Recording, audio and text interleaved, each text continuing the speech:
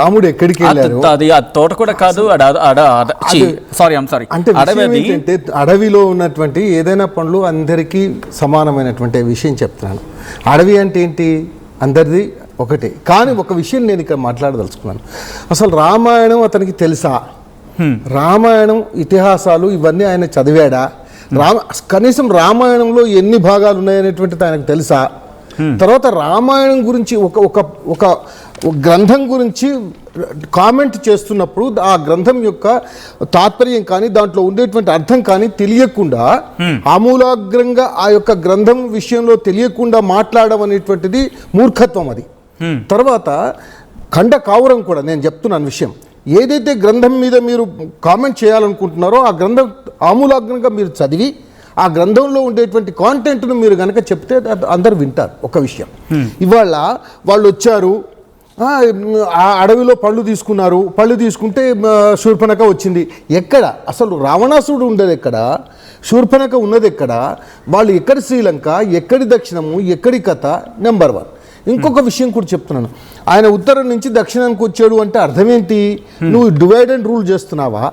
అంటే ఉత్తర భారతదేశం, దక్షిణ భారతదేశము, ఇది ద్రవిడియన్స్, ఆరియన్స్ అని చెప్తున్నావా? అసలు ద్రవిడియన్స్ ఎక్కడున్నారు, ఆరియన్స్ ఎక్కడున్నారు? నీకు ఆ థీరీ తెలుసా? ద్రవిడియన్స్, ఆరియన్స్ అనేటువంటి థీరీ నీకు తెలుసా? దాని విషయంలో నీకేమైనా అవగాహన ఉందా? ఇవన్నీ ఒకసారి ఆ గ్రాహ్యం లేకుండా ఇష్టం వచ్చినట్టు మాట్లాడితే, నిజంగా చెప్తున్నాను, నోరు కొవ్వెక్కి మాట్లాడుతున్నటువంటి విషయాలు ఇవన్నీ. ఇంకొక విషయం కూడా నేను ఒక చిన్న ఉదాహరణ చెప్తాను. ఇవాళ హిందువులందరూ కూడా ఏమి చేయలేరు, వీళ్ళు ఏం చెప్పినా ఏమన్నా మీ దేవీ దేవతలను ఏమన్నా వీళ్ళు ఊరుకుంటారు అనేటువంటి భావన కొంతమందిలో ఉంది, ఈ కోహ్నా సెక్యులరిస్టుల వాటిలలో.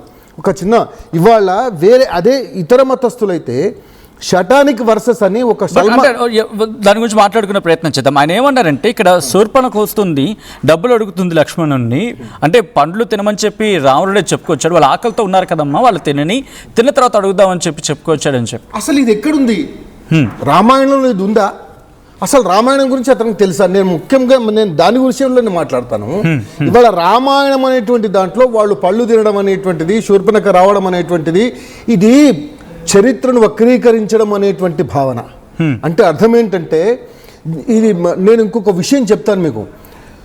ఝాన్సీ లక్ష్మీబాయి కాదు, జల్కరీబాయి అని చెప్పేసి చరిత్రను వక్రీకరించినటువంటి పరిస్థితులు ఉన్నాయి ఇవాళ. అదేవిధంగా ఈ యొక్క ప్రకాష్ రాజు కూడా అతను లేనటువంటి విషయంలో, రామాయణంలో లేనటువంటి విషయం దాన్ని ఇవాళ ఉటంకిస్తూ దాన్ని అంటే చెప్తున్నాను.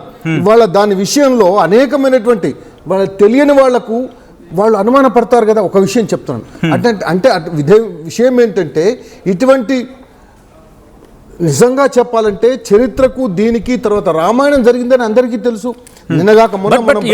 ఎందుకు ఈ స్టేట్మెంట్ ఇచ్చారనేది మాట్లాడుకునే ప్రయత్నం చేద్దాం.